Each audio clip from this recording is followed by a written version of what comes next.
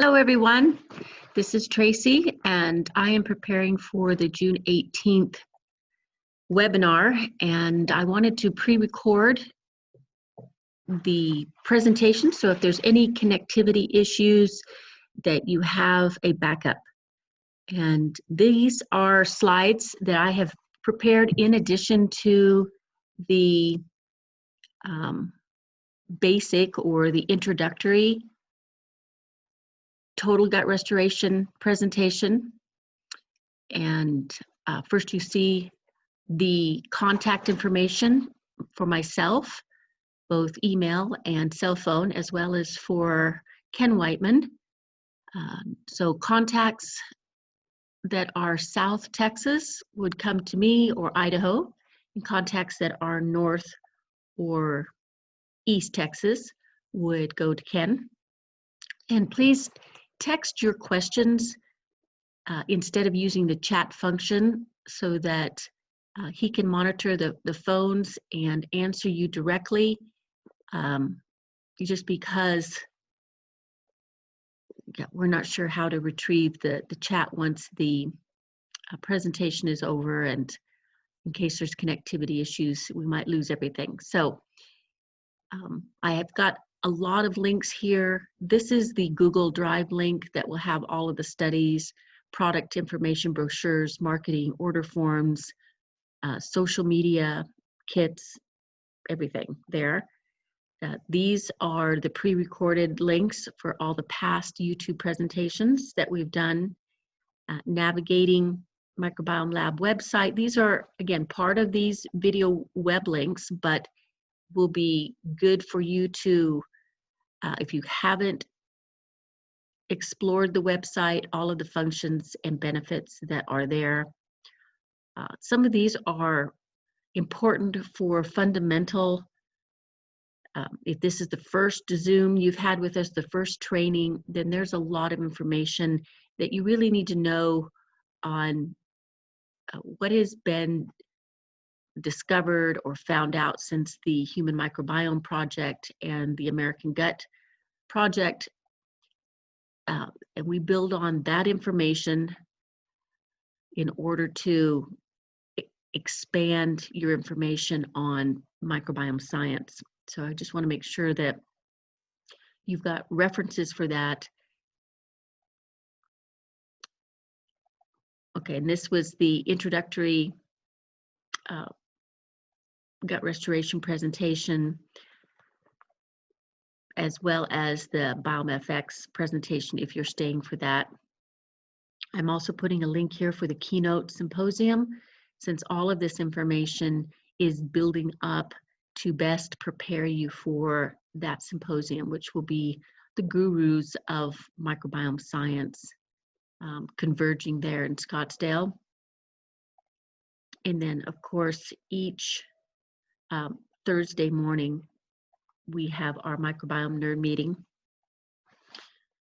to keep you abreast of all of the changes, updates, to go over protocols and case studies. Okay.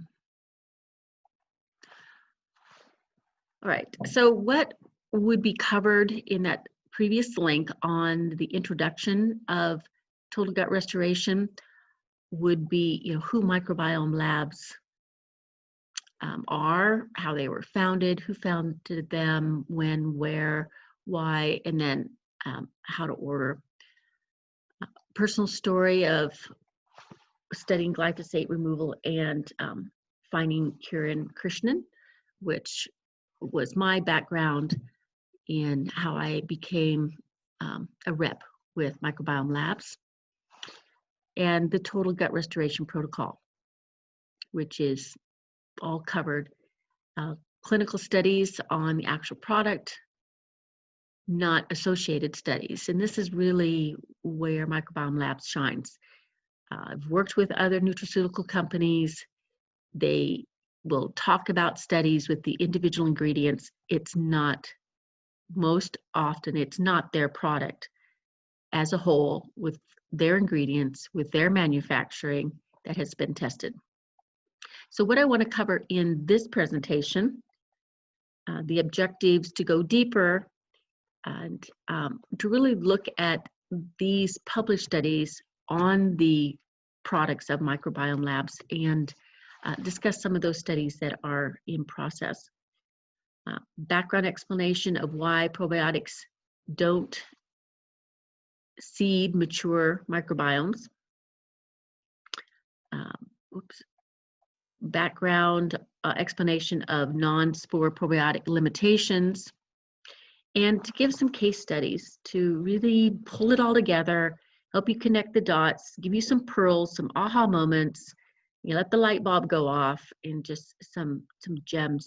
So you start thinking about clients with certain gut conditions that you see are a good fit for these protocols and products.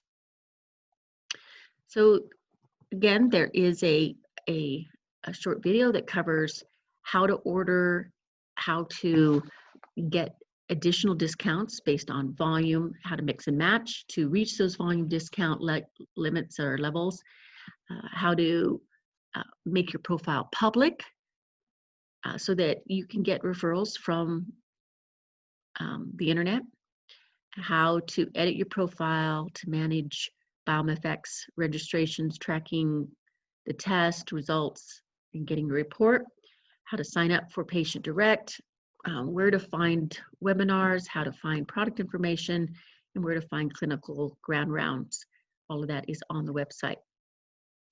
And then, of course, the microbiome inoculation and development video covers the first initial inoculations from vaginal secretions and breast milk and the environment, and then how the dispersal from those will disperse throughout the body of an infant and establish individual separate microbiomes, how that window of opportunity to seed the microbiomes closes after 2.5 years, and at that point there is the mature microbiome exists, and then the conditional effects that reduce keystone strains, of course, are C-section, bottle feeding, antibiotics, negative health conditions of the mother, poor hospital environment, vaccinations, pharmaceuticals, and poor diet. And so we're gonna quickly go through these, since that is what is covered in those other lectures. The probiotic influence of non-spores covers digested proteins or DNA, still have quorum sensing. So what it's saying is that, through the SHIME studies, we know that 99% of Lactobacillus and bifidus probiotics are digested in the gastric barriers. They still have quorum sensing. They still have a limited effect. They are limited to the time for as long as you take them. It's no long-term benefits. They do not decrease or increase diversity. They do not decrease endotoxins. They typically have effects on downregulating certain inflammatory responses, certain interleukins and cytokines, and those are what you'll usually see in the studies. But to really elucidate what's going on, how they, if they were to colonize, what they would produce when they colonize, how they get along with the other commensals, you have to do SHIME studies. So we covered the total gut restoration in the introductory, and this is a very helpful schematic when you're educating your patients so that they really understand how the gut works, how to keep, what areas you're trying to keep intact, and then when things go wrong, where the disease processes start. This is a really helpful slide because so many conditions and symptoms stem from lipopolysaccharide. So, and it gives, each one of these have a scientific reference for it on how the lipopolysaccharide interferes with production of hormones, neurotransmitters, adds to inflammation, etc. So that is available. This is the kind of the groundbreaking study that put microbiome labs on the map. Again, covered pretty thoroughly in the other. And this, shows in 30 days what analytes came into significance. Of course, the most significant was the 60% reduction in the lipopolysaccharide, the endotoxin, but triglycerides was also very significant. That study has been published. The other studies, each of these are independent studies now, the one on weight loss, the one on autoimmune disease, which is Hashimoto's, and the rheumatoid arthritis are still in process, but are closer to completion. These analytes were repeated in a second study at UNT and showed that they came into significance within 90 days. So the diabetes study is ongoing, and that's worth noting here. This is information on the SHIME study. You can Google this. You can see, the company in Belgium that is associated with Ghent University, where we do our SHIME studies, and that this is the way you must study the microbiome and any probiotics that you have. So this study really confirms that the mega prebiotic is necessary. You can jumpstart keystone strains with megaspore. You get a 40% increase in short chain fatty acids and a 20% increase in the keystone strains. But to help those keystone strains thrive, you really need the mega prebiotic, and that's what this study shows. And then this is just some links on megamucosa so that you can, as far as all of the things that relate to an intact mucin 2 layer. So these are the references in depression. It shows that, the reason you want to check with an HIV study is really to take the worst case of metabolic endotoxemia, and whether you're, whatever probiotic you're checking or whatever gut healing product you're checking, you really want to check against that condition to certify or to make sure that there's nothing that would cause a systemic infection or reaction. And then amino acids, this is the study here that shows the 4 amino acids that are in this product increase the mucin by 95%, and that the citrus polyphenols decrease the oxidative stress, and the IgG 2000 modulates the immune system. And here are some references showing that, how they increase the CD4 cells to improve gut repair, reduce symptoms of pain, and is safe at very high doses. And it's worth noting again here, our recommended dose at 4 capsules or 2 grams is a nutraceutical dose.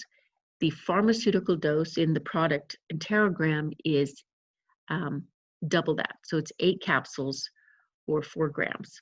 And as you can see, you can multiply that times 5 and still not cause any problems. And then that is the total gut restoration program. So some of the studies that were not covered in the basic or the introductory was on the HU58 itself. This is just one spore, and you can see that it reduces inflammation, IL-6 by 45% and TNF-alpha by 55%. Another clinical trial that will be published published soon. The preliminary results show this dramatically reduces ammonia, and that is why Mercy Hospital and Cleveland Clinic used this for the hepatic encephalopathy ward, which is to prevent liver failure. This is another published study showing that megaspore is, so it shows here, better than rifaximin in treating the condition of IBS. This is the published study I was referring to about the triglycerides, and it too is making the statement that mild to moderate elevated triglyceride levels can be lowered in patients using the megaspore. And it shows the levels here. Probiotic bacillus spores protect against acetaminophen-induced acute liver injury in rats. And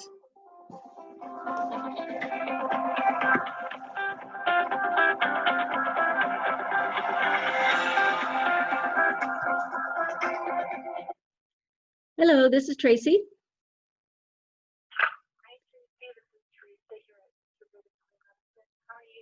I'm good, Teresa. How are you? Good. Yeah, I was actually online to register. Oh, okay. For lecture 1 and 2 for myself for one of our lectures here. Perfect. So what I was trying to see, do I just do the RSVP or do I also do the registration, event registration? Yeah, just the event registration form. Okay. And then I noticed at the bottom it says that the card on file only provides my CVV code to order. Is that because is there a charge for the? No, there's no charge. It's just letting you, for some people, they've never opened up an account yet. They're joining us, but they just need to know we don't take checks, we don't take cash, that, you know, if you're going to order, it'll be the way you're usually ordering, and that's going to be online with a credit card. So if you take advantage of the discount after the seminar, you know, either you'll order and I'll give you the code, or I'll place the order for you, and then I'll need that CVC in order to place that order. Yeah. Definitely, we're going to be looking into, so with the gut restoration, will either or include the wheat rescue or the megamucosa? Not the wheat rescue, but the total gut restoration covers megaspore, megapre, and the megamucosa. That's what we're looking for. Okay. Super. Because we were planning to order some just to have some for the office, but we were just like, well, let's just wait and see if they have any upcoming, you know, sales or events or something like that. And so just we're going to go ahead and do this. Go from here. Super. Well, that'll work out good, so you can save some money. Okay, wonderful. Thank you so much. I really appreciate it. Oh, you're welcome, and I'm excited that you're joining. I think the more information that you have, you know, the better. The better. I agree. Well, we look forward to it, and we will be attending on this Thursday for sure. Perfect. Well, thanks so much, Teresa. Reach out anytime. It's good hearing from you. Okay. Have a great day. You too. Bye-bye.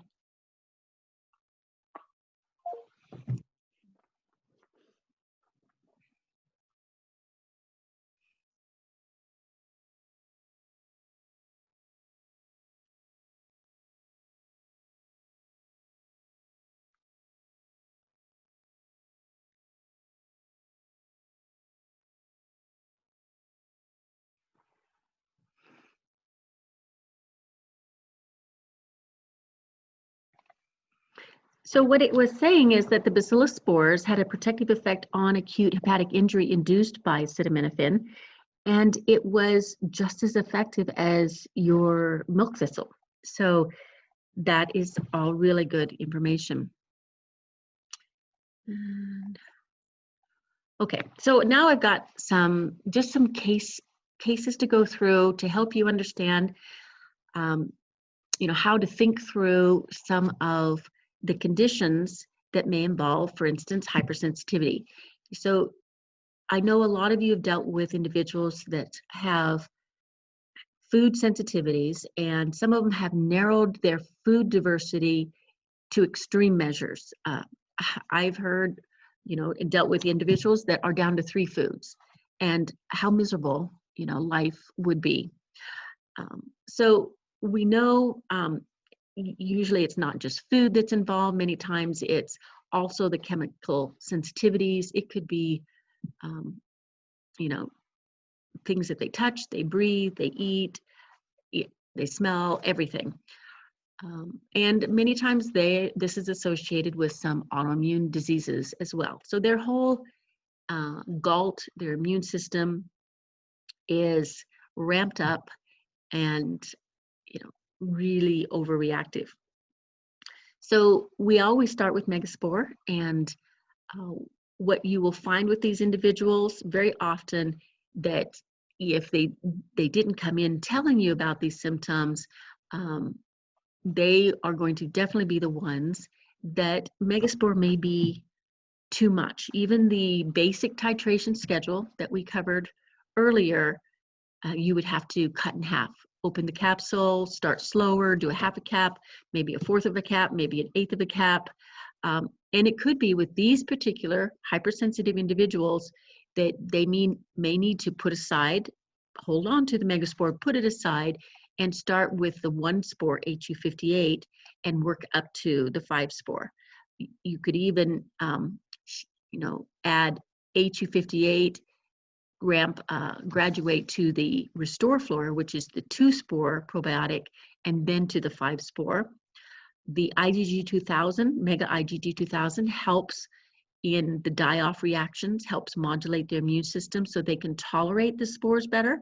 So it's great to add that, keep it on hand. You might even pre-treat with the IgG 2000 to help their immune system. So what is happening in the situation is, when you're going to explain this to your patient, you really want to help them understand that the immune system can be damaged, and that these bacillus spores help retrain their immune system. They upregulate the Treg cells, and those are the cells that help with recognition from self, from non-self. So this is what's going on. They have a extremely damaged immune system. It's overreacting. It needs to be calmed down. It needs to be retrained, and the spores will help. They just need to go slowly and let that repair take place. Okay, case number 2. This is where you've got upper digestive issues, and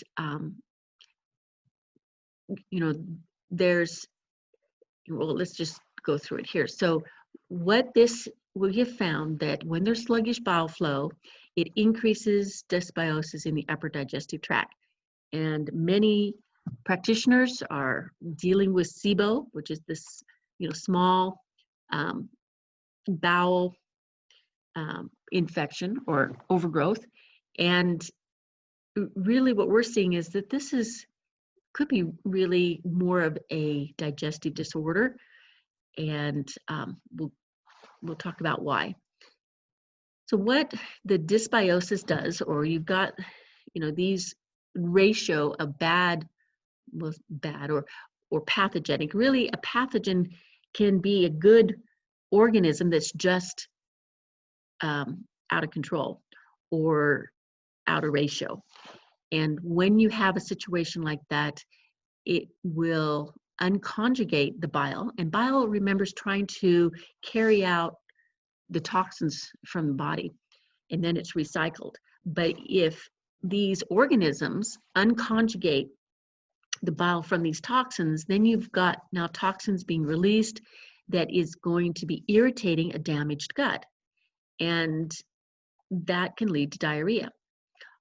Or you're releasing toxins that overwhelm the bowel and reduce the motility, and then you're going to have constipation, gas, and bloating. So this is really kind of the origin of where a lot of these symptoms, and they can turn into conditions, originate from. So what do we recommend? Again, you'll start with megaspore. If you find the individual has difficulty tolerating it, and megaspore is the first step of the total gut restoration. So most of these individuals have got a whole spectrum of symptoms. You've already decided they need a total gut restoration, but they may have difficulty in tolerating 5 spores. So or they've got such an overgrowth that they need to add the HU58 and add the IgG 2000, the mega IgG 2000, to calm down, to help them tolerate the total gut restoration program. But what they really need, and you can add this from the very beginning, is MegaGuard, which is going to restore the pH barriers, going to help the bile flow, and stop a lot of what's going on in the upper digestive, which affects the lower digestive gut. And so you're really having to work both ends of the GI tract. Okay, and so the explanation here is, without release of the antimicrobial bile, or a sluggish bile, dysbiosis increases, pH barriers, which really act as the bacterial zip codes, are lost, and the lower GI tract organisms swim upstream. So that's what you're trying to prevent. All right, case 3, when we get questions about what if there's a parasite, Clostridium difficile, or a virus. There's a lot of other companies that have protocols for each of these, and they go in with different killing protocols and killing agents. But we don't recommend this as a strategy because of the damage it does to the commensals, to the mucin 2, to good bile films, to the microbiome in general. Our strategy is that you make the environment inhospitable for the pathogens to flourish. This is the whole discussion about terrain. Change the terrain, you change the environment. So when there's an overgrowth, we really double up on the spores. So you've got 2 spores, 2 Restore Flora at breakfast, 2 Megaspore at lunch, and 2 HU58 at dinner time. Remember, you're always taking spores at, when you're consuming food. And the idea is to competitively exclude these pathogens, or to change the ratio that have gotten out of control in the microbiome. And yes, we're doing the change the terrain and push out the pathogens, because you're using up the metabolites so that you're starving them out, and they don't want to be there. They're being evicted. Okay, and here, this is kind of a case for, when you would want to consider the whole total gut restoration program. We know that megaspore decreases lipopolysaccharide. So you've got individuals that are extremely toxic, and this toxicity is increasing inflammation, and inflammation is driving chronic illnesses. So any patient that has a chronic illness driven by inflammation, you can trace it back to the lipopolysaccharide in the gut. So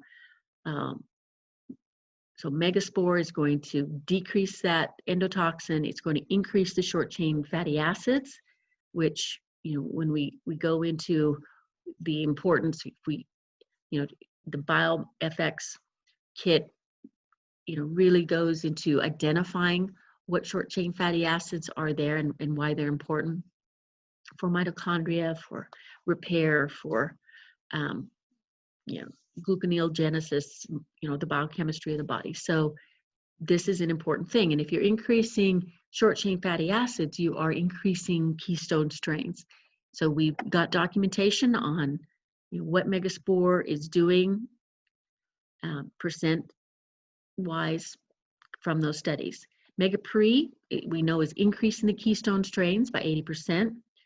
And I'll mention here, even though the FDA requires the label say contains milk and corn, it does not contain milk and corn.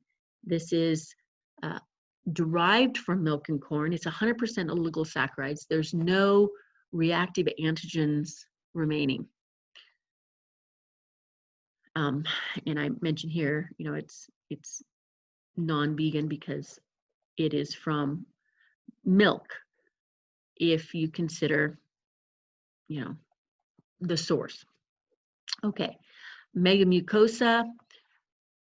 We don't have a clinical trial study that has been published on this. We do have some excellent documentation from Tom Bain.